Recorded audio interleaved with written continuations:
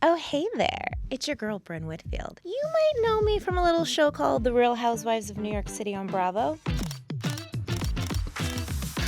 You are about to see a whole different side of me, unedited, by the way, on my new podcast, Please See Below. Spoiler alert, it's not about passive-aggressive company emails. It's actually way juicier than that. Join me every week as we get down and dirty with my friends, celebrities, experts, even some of our exes. From dating, the highs and lows of reality TV, career, sex, you name it. And honey, we're not just gonna spill the tea. I am here to smash the entire pot. Believe me, you're gonna wanna see and hear what's below. Please See Below with me, Bryn Whitfield, is premiering soon. Available everywhere you love to listen to podcasts.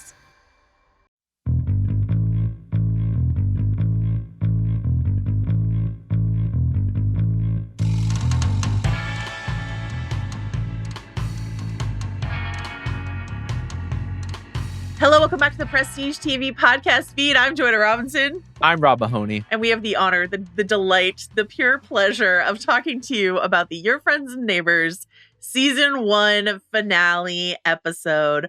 Rob Mahoney, that sure was an episode of television, was it not? It really was. It was a season of television. It really was. Many things happened, certainly.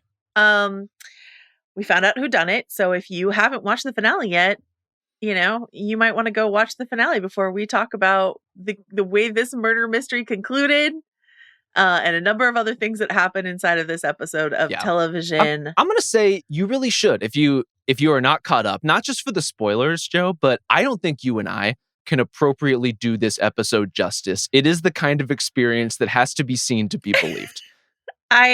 Astounding stuff. I guess before we get into that, and thank you all for your emails, especially prestigetv@spotify.com. A lot of them we won't be reading because a lot of them were incorrect guesses about who done it. So thank you all for your speculation. Yeah, I appreciate people taking their shots, trying to get on the record ahead of time, just wanting to get it down. Always take your swing. Guess what? No one solved it. It took the ragtag team of Coop and Elena and I guess Detective Lynn, but I'm not questionable. Sure that she was actually involved. Before we get into sort of the episode itself, Rob, where are you sitting? I guess like we have been talking all season about however we're feeling about season 1, we're like, but season 2, we're kind of interested to see what they might do with the sort of pieces that they have on the board. Or to see how that might play out in season 2. So where are you feeling about that after the end of this finale?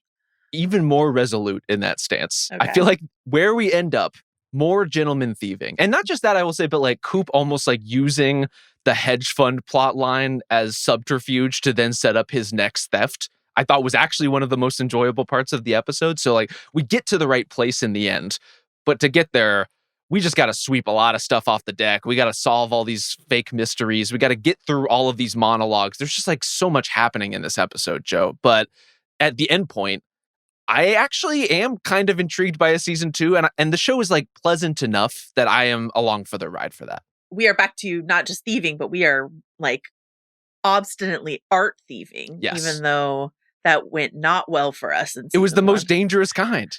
I mean, sometimes you can't resist it. I will say that, like, I was hoping that this is how the hedge fund plot, there was this ticking clock. He's got to be on the tarmac. And I was like, I hope he goes robs a house instead. Well, everyone he knows is at this gala. That makes the most sense to me and sets us up for season 2 to be about more thieving, which is what we wanted anyway. So thank you for that, your friends and neighbors. Before we get into some of the other specifics of this episode, I want to read one email that we got from our listener, Hillary, about a previous plot point. After the cocaine binge that Nick and Coop and Barney enjoy, and they're on the golf course, right? Hillary says, when Coop and Barney are having their heart-to-heart on the golf course after their night of clubbing, Coop says that it's midnight. What? Are we to think these men drove to Manhattan, went to a club, had a whole montage of drug-fueled dancing, drove back to Westchester, and have been driving around the country club, and it's only midnight? Did they get to the club at 5 p.m.? Rob, care to comment on the timeline question that Hillary presents for us here? The logistics of that are quite frankly impossible. Like we're in collateral levels of like, you just cannot cross that. You can't cover that much ground that quickly. Right. In addition to the full night's activities. But as a washed person, I connect very deeply with the idea of the night feeling well and fully, not just over, but loopy by midnight. I went out to like a pub trivia thing last night with a bunch of people who are in their early 20s, and I was like, yeah, we're gonna like hang out. And it was like 9:30. Yeah. And they were like, we're done. And I was like, okay. They're like, it's a Wednesday. I was like, Gen Z, you are different. Wow. You are different Truly. people than I grew up with. I was like, okay, well, have a good night. Healthy work-life balance I and guess so. sleep priorities? I didn't think it was possible. Are they getting full nights of sleep? Who's to say? Couldn't be me. All right. We opened this episode with a dream sequence wherein Coop dreams that he is a fiction reader and he is reading Bright Lights, Big City by I Jay have McInerney. this nightmare sometimes too, Joe. Rob's like, good. Oh my God, dear God. Not that. Anything but that. Keep the contemporary fiction away from me. Okay.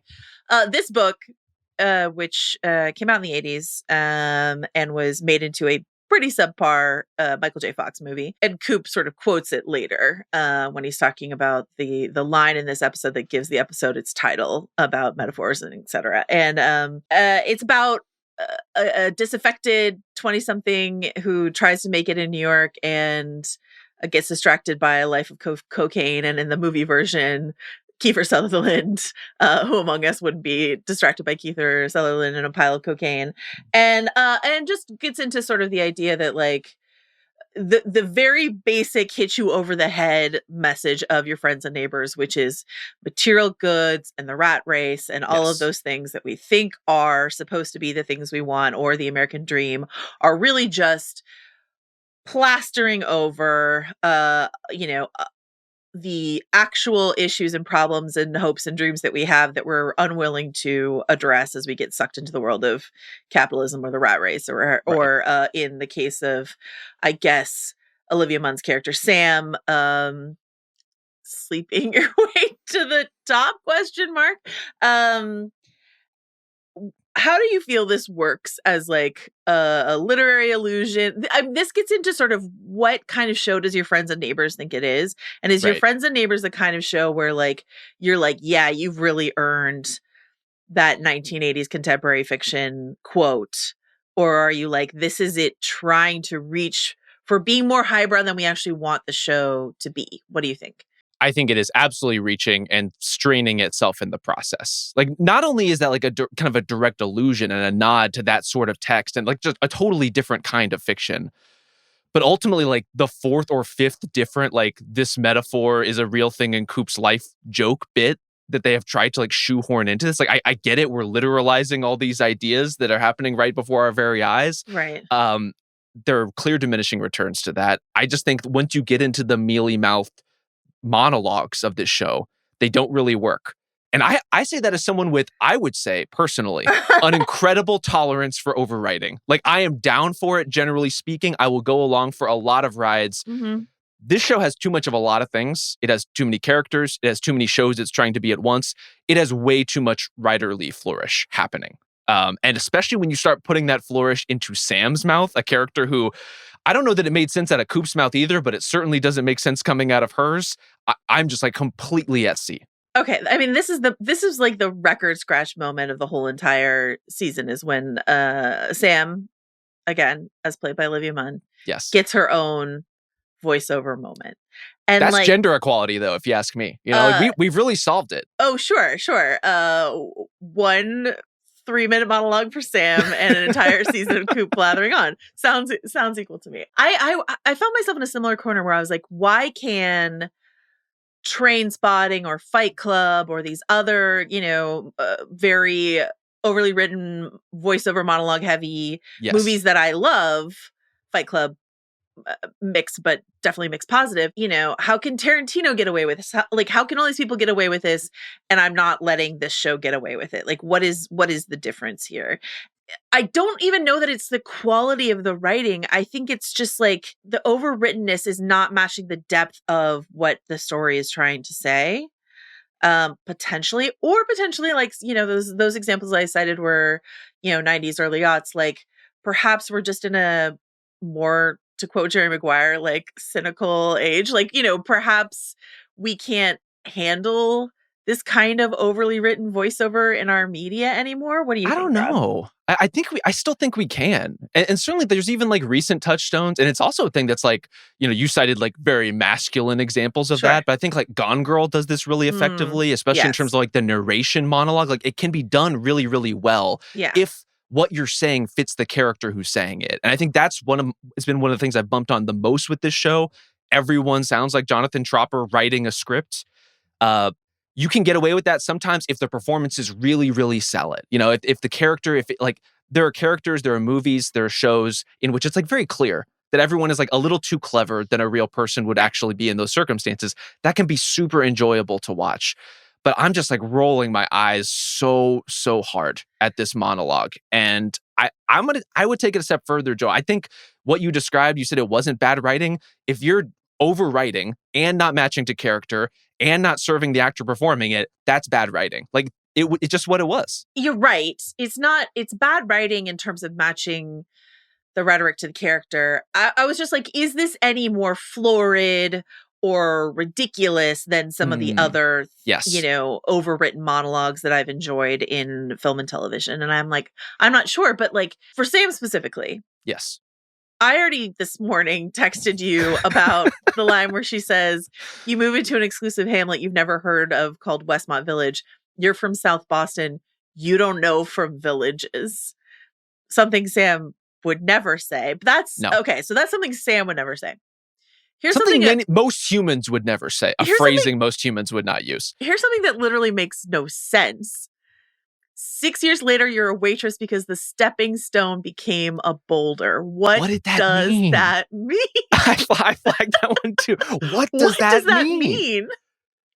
And it was too big to step or climb on? Is it like a millstone around your neck? Like what? It's become a stepping stone. Yeah, like it's too hard to climb. You can't scale it. And you thought, I feel like what they're going for is, I thought I would just stepstone into a waitress and then become like a famous model or actress or whatever it is that according to her, hot girl in high school like thinks she deserves or is owed or whatever. But it's become a boulder that's too hard to climb. I don't know. I suppose we can work our way into figuring out what this means, but you can't ask us to do that inside of a TV monologue. It takes a lot of diagramming to figure out what you're trying to say in that moment.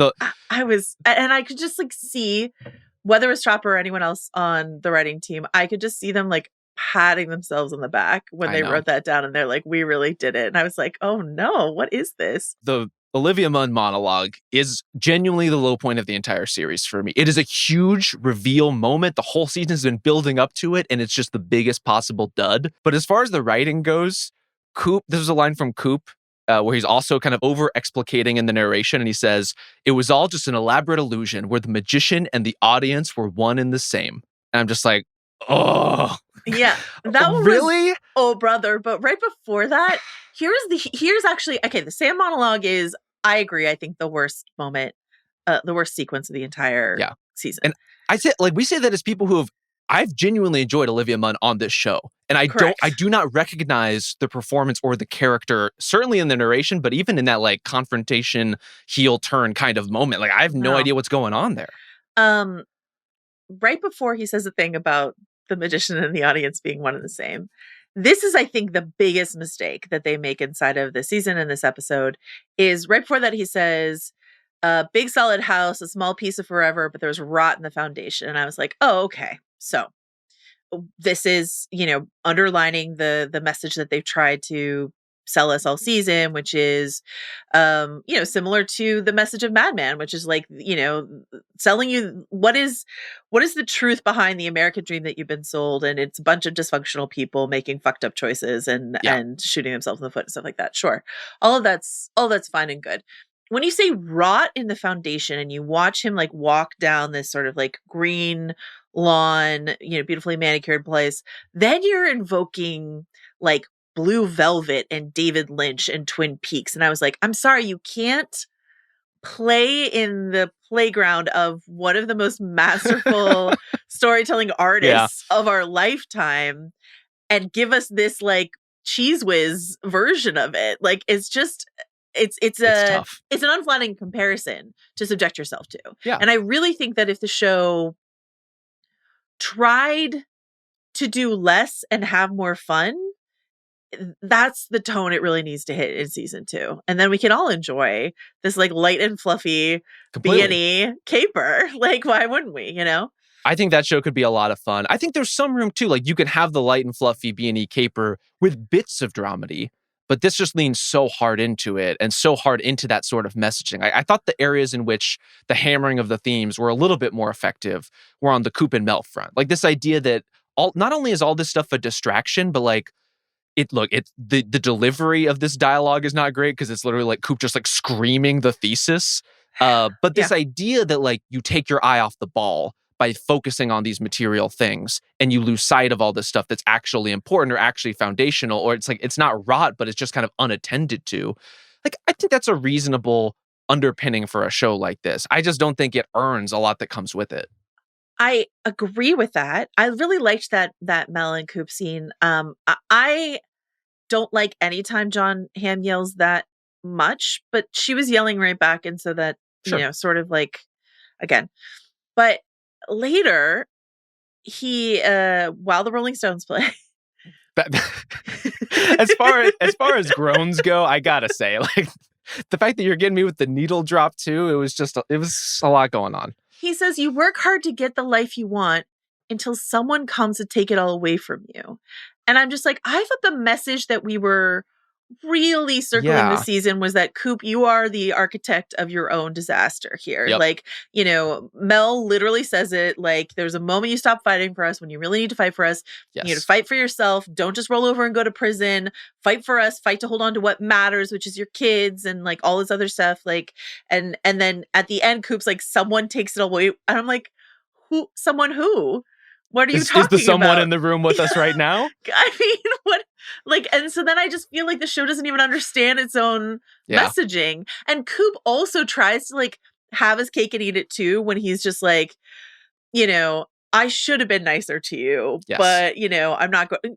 Nor should he go to jail for her. But just sort of like these moments where like Coop's like, you're fighting for this redemption you're not sure you deserve. There's all these moments where Coop tries to like sort of say he's a piece of shit, without, I think, actually believing that he's a piece of shit. And listen, we're all pieces of shit. So I'm not sitting on high judgment of Coop here. We all have our issues, but like, I just don't like the way that the show is sometimes trying to pretend that this character is self-reflective and then just completely veering away from that the next second, you know? Absolutely. I think like second to second, again, not an unpleasant show to watch. Like it has its charms. I was laughing out loud at some of the elements of this episode.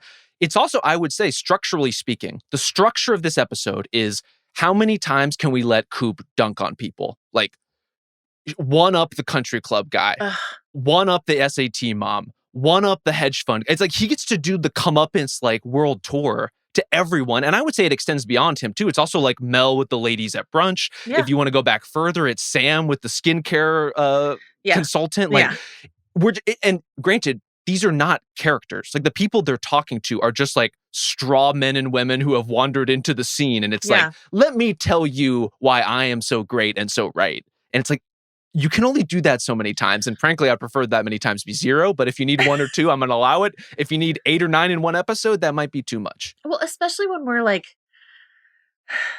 you know, maybe this speaks to someone and that audience is not me. But I just think that like Coop grinding the SAT lady into dust in an effort to clear the competition out of the way for his daughter to go to Princeton. How is that, you know, after he just said, you don't have to go to Princeton, like, you don't have to go to Princeton. Right. You don't have to do this. You don't have to worry about this. Like, I have learned my lesson, and chasing Princeton and all these other, you know, symbols of success is not what we, the Coop family, are going to be doing going forward. And then he's like, except now I'm going to blackmail a lady into getting the competition out of my way so my daughter can go to Princeton. I'm like, which is it?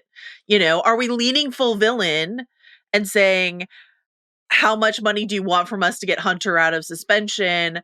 You know, how can I blackmail, you know, like the shit that rich parents will do to get their kids, you know, onto the road to college. That's actually an interesting story. Aunt Becky, we salute you always. But like, Felicity Huffman, you are in our thoughts. But like, then don't pretend that our characters are more enlightened than anyone else around them, which is, because isn't what he's doing the exact same thing that SAT lady is doing in getting the SAT answers in the first place? So how are, to your point, these characters who are dressing down the other characters around them?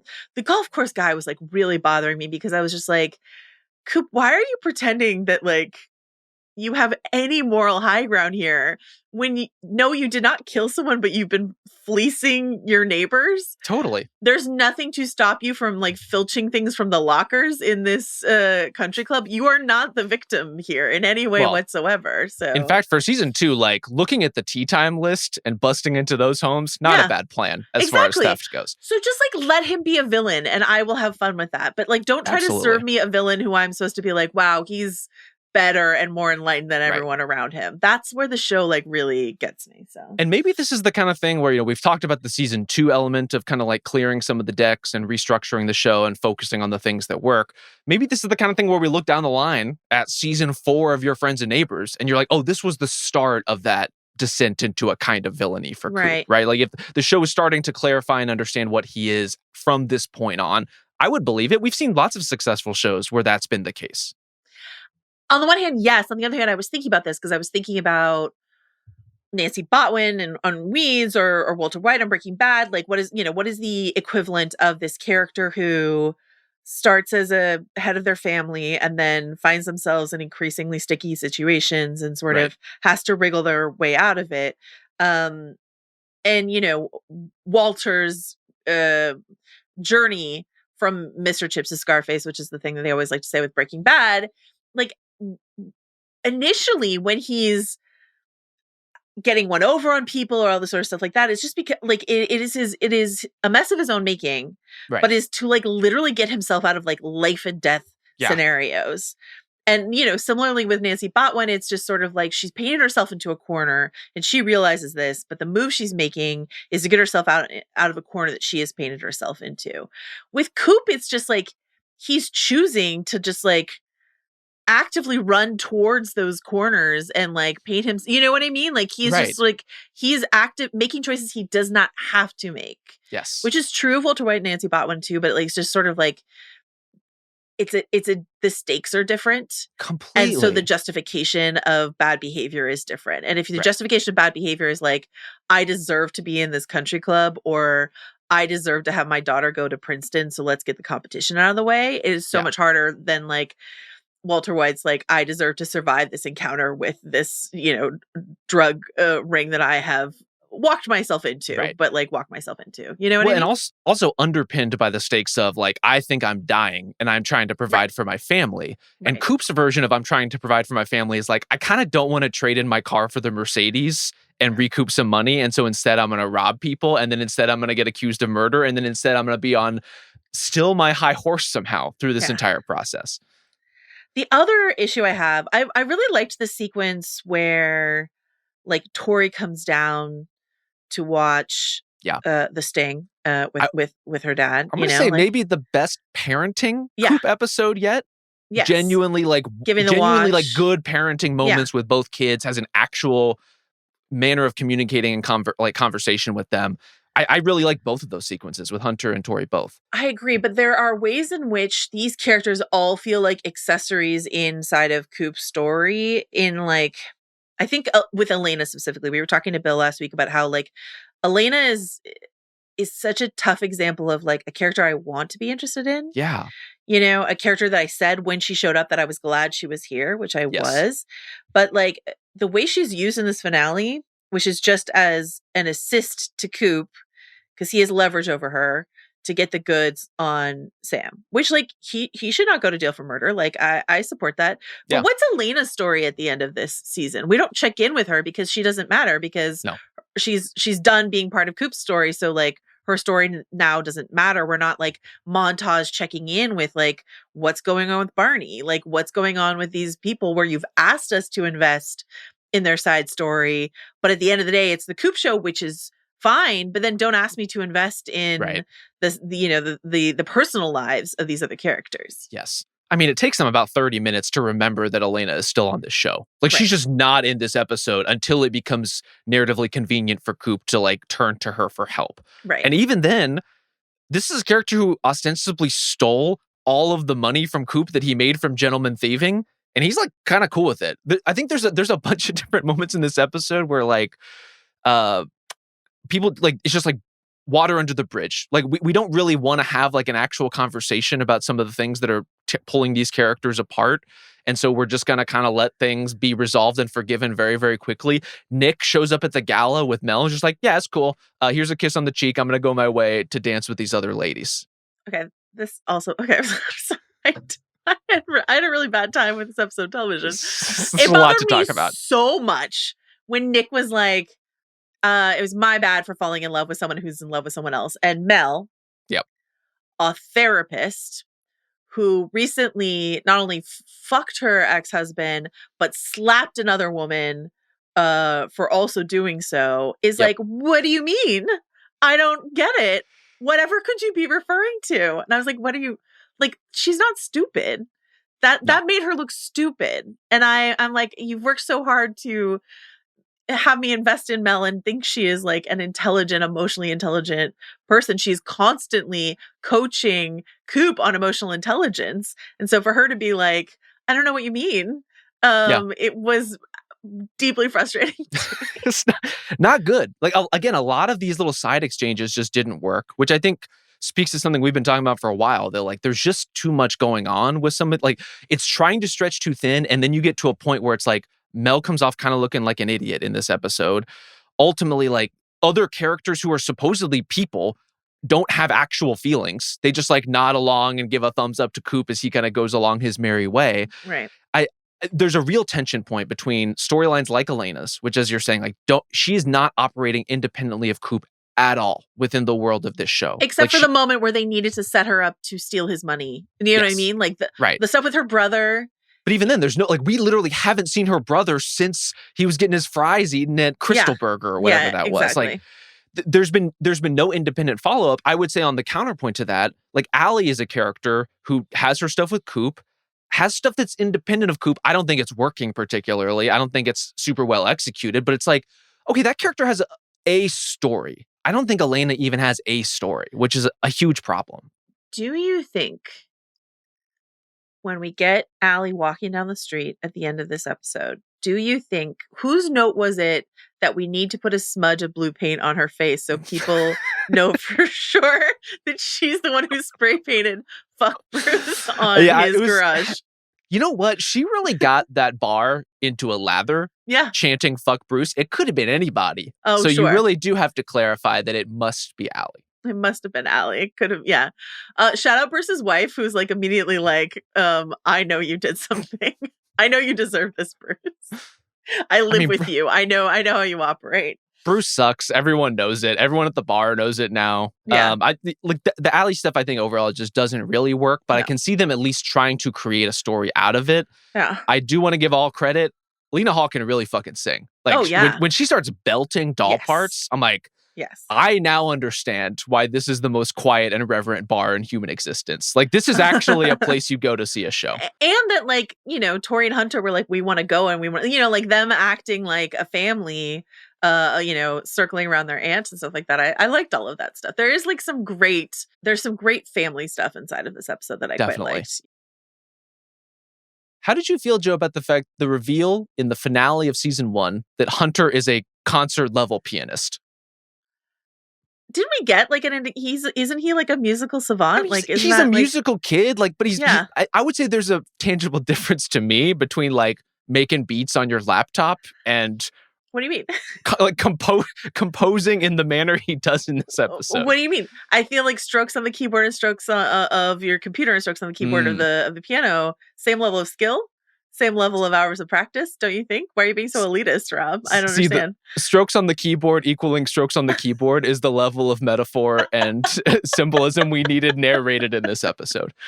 All right, what else do we want to talk about inside this episode? You know who comes off really well in this episode, actually? Who's that? Is like our favorite character, Kat. Love Kat. Kat, great in every scene. Yeah. Why did we not get the legal drama in literally any respect? Here's, you know what? We've heard a lot of grievances, Joe, big and small, about this show. Sure. Here's my utmost grievance. And this is very personal to me. Okay. you're not going to put us in trial for Coop's trial. Like, we're not in the courtroom. We're not interested in going there. That's fine. Like, you write the show the way you want to write it. You tell the story you want to tell. You simply cannot negotiate the plea deal off screen. Like, I need Kat in the room with the prosecutor hashing out the plea deal. In her like oversized fashion blazer, which I loved. 100%. Like this let Kat eat. Let her have her moment. Overall, like the legal plot line as far as the murder goes is basically just like, I guess I'll take the meeting for the plea deal. We got a plea deal. Oh, wait, I don't want the plea deal anymore. And then that kind of backdoors into the burner phone subplot, which then backdoors into a widow committing $20 million insurance fraud, but kept the bloody suicide note subplot. Do you think the murder weapon was also in her little passport drawer before she dropped it into Coop's trunk? Yeah, so did they? I guess they had two guns. Must have been what happened? Because there was the one gun that had like never been fired that was in the gun safe at their house that got turned over to the police. And I guess this was a second gun. And what about the gun in her bag? I guess this was the bag gun. I think there's, and Coop at least lampshades this by being like, when did everyone get guns? But the lampshade line, that was actually funny. The lampshade line that I did not like was when Officer Hernandez was like, I sound like a TV cop. And I'm like, no?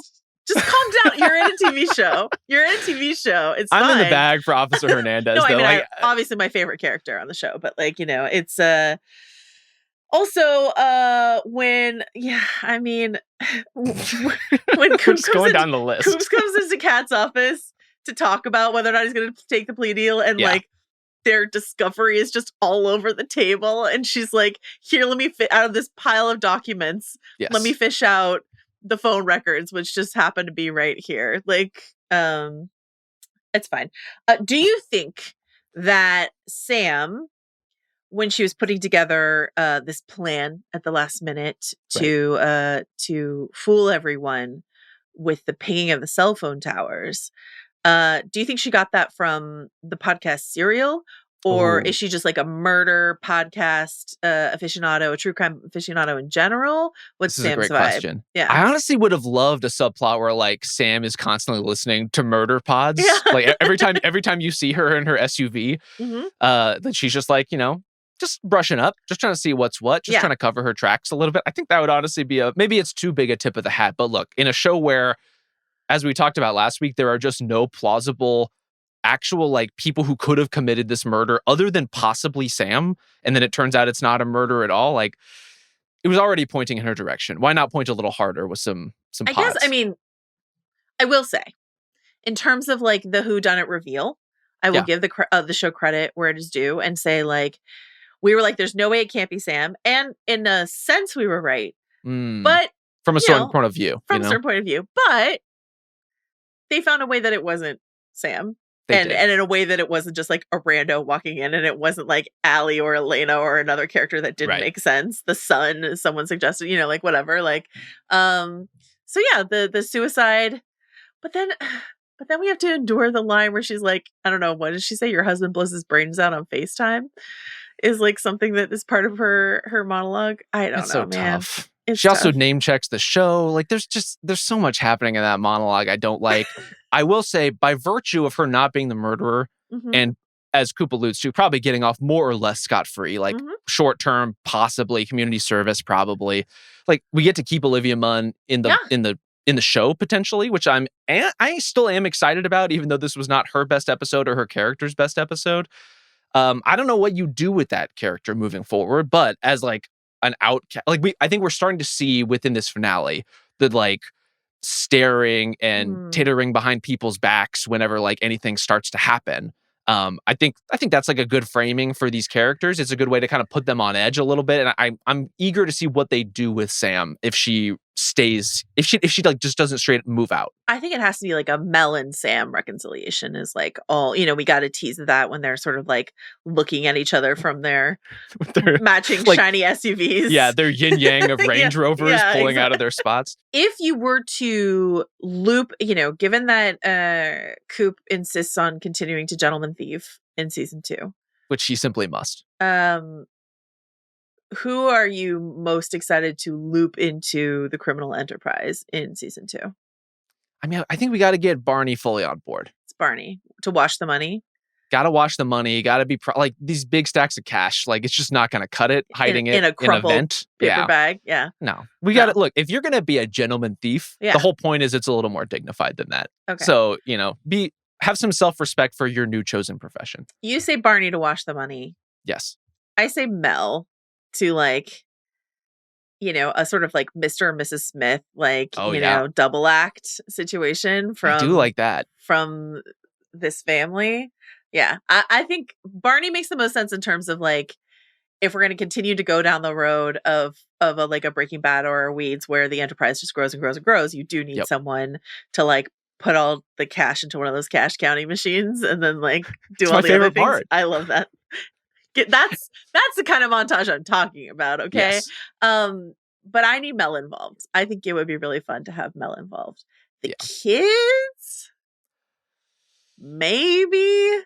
I mean, you do need some sick beats when you're on these jobs, like maybe you need a soundtrack. Do you think we're careening towards a Hunter Aunt Allie collaboration where they like oh wow, I didn't even consider that. A sick album together. He like produces her album and it's a huge hit or something like that. I would honestly love it. Joe, how do you feel about music writing on screen? Like the aha moment of like, we just wrote "We Will Rock You." How do you feel about those sequences? Oh, well, in that movie specifically, I kind of baited you on that one. That one's bad. Fucking terrible. I let my biases show a little bit. I got to admit. But there's like, what's the Paul Dano Beach Boys movie with John Cusack? Oh yeah. Love and Mercy. Love and Mercy. Watching Paul Dano come up with good vibrations is cinema. That one is good. That one's really good. Watching Queen come up with "We Will Rock You" is one of the worst things I've ever seen. It's very bad. I do think the real life songs are a little harder, but if you had Hunter and Allie, banging out an original track, one, the track needs to be good. That's always challenging, making fictional works of art good. Really tough. But when it hits, like just ask Studio 60. Go ahead. Yeah. Did you ever see the Nick Offerman joint "Hearts Beat Loud"? Yes. Where that's a movie with like Kiersey Clemons, like really good original music, and that's a scene where it's like their scene of like writing that song is electric. I agree. So you know what? I'm open to it. I don't know what the future holds for Allie. She's got to clean her face, wipe off the blue smudge first, or maybe not. Maybe lean into it, and that's her new signature look. Whichever way they want to go. But I think those two should get into the studio together. Yeah. To give Hunter a plotline that isn't just like Hunter gets a girlfriend and a watch this season. That's development. That's growth. Shout out to Mel when she's like, Morgan Adderall Morgan. That was good. That's good. Again, there's good jokes in this show. I just want more of the jokes and less of like Sam monologuing about stuck-up hedge fund guys. I want a little less of that. Not because it's not true, but because like you were also very recently a rich stuck-up person yourself until you realized you had no money. You don't deserve it. You and all the other money guys, you walk around like such big shots. Like all this money is proof of something when it was handed to you. Ma'am, you were at a country club like 2 days ago, like lounging by the pool, hobnobbing with everyone else. I don't know what's happening. I almost called her lady there, and I think we are like contractually obligated to say that Kat gets a "don't call me lady" moment here in the finale. So here at TheRinger.com, we support the great work of all women not wanting to be called lady in loud and dramatic fashion. Okay, so we are ready for the like Risley and Isles Law and Order spinoff that is Kat and Officer Hernandez. God. Yes. See, I didn't know what I wanted the show to be until you just said that, and now it's been clarified perfectly. We're ready for that. Detective Lynn should probably be reassigned to another borough. I would appreciate that enormously. I just don't understand what they're doing with this character. When she's like talking through a full mouth and you're like, wow, that sure is one tough broad. She gets sauce everywhere.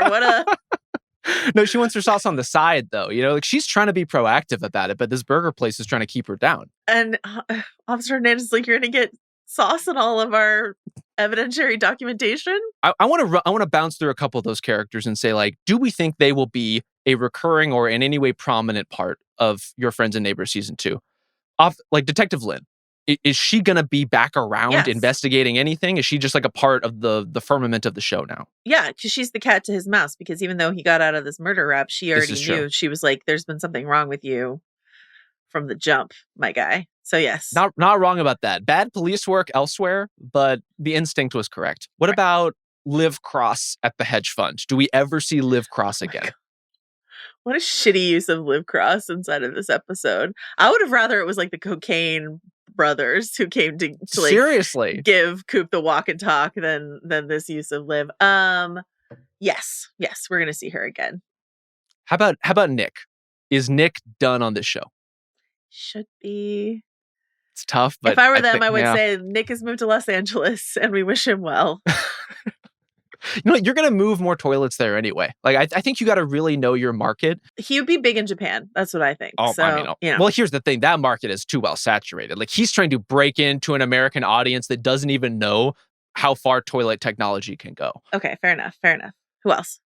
Like how much do we get of Barney's home life with Grace and the renovation and his in-laws? Like, do we see any of that stuff again? Well, that will make more sense to me if Barney is inside of the organization. I will be more invested in that if Barney is inside of the organization, because then it won't feel like a weird detour. It will feel like flow naturally from the central plot. You know? Yeah, having these twinning sorts of like domestic, who knows what.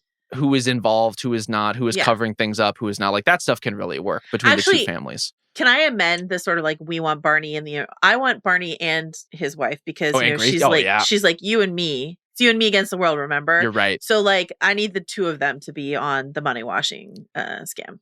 I think the order of operations should be Barney gets involved. He quickly loops in Grace. Like immediately. And then it becomes a tension point that like Mel is on the outs, and you have to slowly incorporate her into the bling ring, as it were. I love this. What about our beloved Cat? Is she still in this show? Is she done? She has to be in the show. She's our favorite. she's keeping me involved. Like, again, I'm down for the spinoff. And look, I think a lot of these characters, even the ones that aren't fully fleshed out as independent people within this world, I'm sure will still show up in a sauna, at the pool, at a restaurant. Like, they're still going to be part of the crowd, but I think there's a distinguishing line between who is like a part of that crowd, that posse who's like following Coop or Mel around, and who is an actual character who's fleshed out in their own right. Yeah. Cat, I want more of always, and I don't know, if Detective Lynn is always here to try to arrest Coop, then Cat can always be here to, get Coop out of hot water. Yeah. But like, Elena, what about Elena? I think she's still here. I think that clearly, if the designs are we're going to keep robbing people, Coop can't be doing it alone. At least he tends to do very poorly when he does it alone. I don't know. I think he was doing better before Elena than he was after Elena, that might be true. Well, I mean, look, that's not her fault, but I'm just saying it emboldened him to take bigger swings, and then that's where they got majorly fucked up. I don't think they know what to do with that character at all. I don't know whether we're ever going to see Chivo again. I don't know whether we're ever going to see the chicken ring eating drug dealer again. Like, I don't get any of that stuff. And I'm not like, I wish it mattered more. I wish it were better executed within, the scheme of this show. I just don't think they're there yet. What about the Cocaine Brothers? Why would they leave? Yeah. This is where they live. This is where they eat. Like, there's got to be more bros nights that they can be invited to. Like, so. I look, I really loved the cocaine bender part of last week.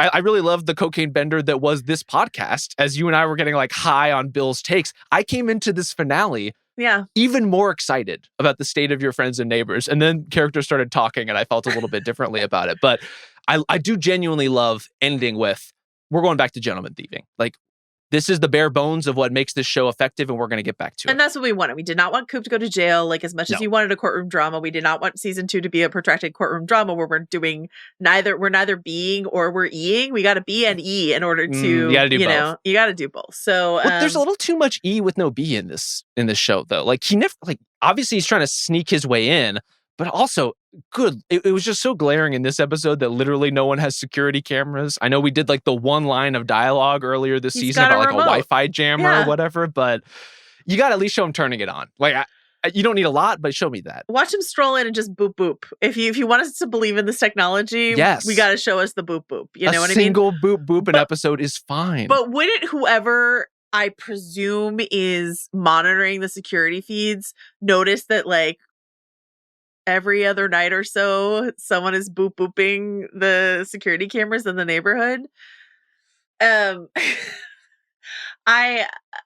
You know who does know a little bit about the B and the E is Sam, who I want to ask you, gentleman chef, how do you feel about the use of the meat tenderizer as the instrument she used to break the window to make it look like someone broke into the house? I mean, unquestionably works. Right. I don't know anyone who's ever done any kind of meat tenderizing in their life, like, you know, you have that flash of like, what happens if I miss this and I just tenderize the shit out of my hand, you know, as I'm like trying to keep this chicken positioned properly or whatever it is. So yeah, like you can do some real damage with that thing. I felt like they were trying to go for something really camp with like, she's got the like yellow rubber gloves and the meat tenderizer, this very like Desperate Housewives kind of like moment. But I'm like, I don't know. Again, go more camp. Go more camp, make everyone a worse person, and don't try to sermonize anything to us because I don't think that's your strong suit, your friends and neighbors. Be fun, be shallow, and I will enjoy you so much more in season 2. So I'm so glad you said that, Joe, because now that I'm thinking about it, one of the other touch points for me that came up as Sam is explaining exactly what has happened from her perspective, it reminded me a lot of A Simple Favor for some reason. This like kind of loopy, kind of camp, like that at least the first movie like found its audience and people like really latched onto that tonality. And this felt like you kind of want something like that, but you haven't really committed in any particular direction to achieve it. And so I think if they do lean into the campier parts of this story, it could really hit the right tone. They're just fumbling in the dark for a lot of this stuff right now. Yeah, I just think they're trying to be more than they should be. Be less, I'll enjoy you more. That's all. And I mean, that might be a little bit of a hallmark of a Apple show. You know, we were trying to sort of do a taxonomy of an Apple show, and I think we bumped into this a little bit with Bad Monkey, and a little bit, I would say, with Severance sometimes too. Like Severance is trying to get like really deep, and I'm like, please take me only medium deep. You know, I love a deep show. I just am not sure that these, you know, these particular Apple joints are able to deliver on the depth that they are trying to shoot for, you know? So. I think the Apple shows that have been most successful are the ones that understand that they need to only be 30 or less % deep and are leaning into those elements of what they are. The trashier elements, the more commercial elements, the more like watchable TV elements of what they are. And then, like ones that kind of fall very comfortably into like the 60 to 70% deep. Like, we're going to hint at some subtext. We're going to hint at some lore. We're going to hint at depth to these characters that you may not see on the surface, but like, we're not going to dig too far into it. You know, like we're going to let the plot drive this thing. And then when it goes off the rails, it really goes off the rails. I think it wasn't a disaster. You know, like again, I had a fine enough time watching this show. I don't think it knows what it is yet. I don't know that I know what it should be, frankly. Like I've had mixed ideas throughout this season where I was like, oh, I kind of like this murder mystery. Oh, wait, this is too much murder mystery. I kind of wish we would get back to the thieving. Like I was kind of swerving along with the show, trying to figure out what I wanted it to be. It's like, and I don't know if, I feel like there should be a consultant in Hollywood whose sole job it is to tell showrunners how many episodes of story, how many episodes of story they have. Because we were just saying with our last finale pod, we were like, this needed to be like at least a 9, if not like a 12 episode season of television. And with this, I'm like, I think you had maybe 6 episodes of story. You know what I mean? And they just tried to fill it out with a lot of side plots that we felt then like spread too thin and our attention was scattered and stuff like that. But there is like a core, similarly, you know, like with Bad Monkey, we wanted that to be shorter. Hijack is a show that I wanted to be a little bit shorter. You know, like there's, you know, if someone wants to offer up their services in Hollywood, it's not me necessarily. I think it's you. I think it's you with a Mission Impossible style countdown clock. of the total runtime of the season. Like, this is our target, you know? Because you want to use 20 minutes on Elena, we're going to take 20 minutes off the clock, and then this is what you've got left. This is the like the process in Hollywood is like you pitch your pilot and then you talk to the network and the network gives you like this many episode order for your season. Yes. And I feel like the next step should be then you go break your season and you bring it back and then somebody says, actually, man, you only have X many episodes here. So that's actually what the season is going to be. Or actually, man, you need a few more episodes to fill this out. Because not every writer knows what size bag to stuff their story. And then either you get like too little story rattling around a giant bag or you get a bag that's overflowing. And we need that perfectly sized Birkin bag. We do. And that is what we can enjoy. And I think we're only going to get it from Joanna Robinson. No, that's not true. I think you have to take this mantle, Joe. Just because you can identify a problem doesn't mean you're the solution to the problem. I mean, isn't that the truth? As we talk about the many problems with your friends and neighbors. But if you did want that job, I support you.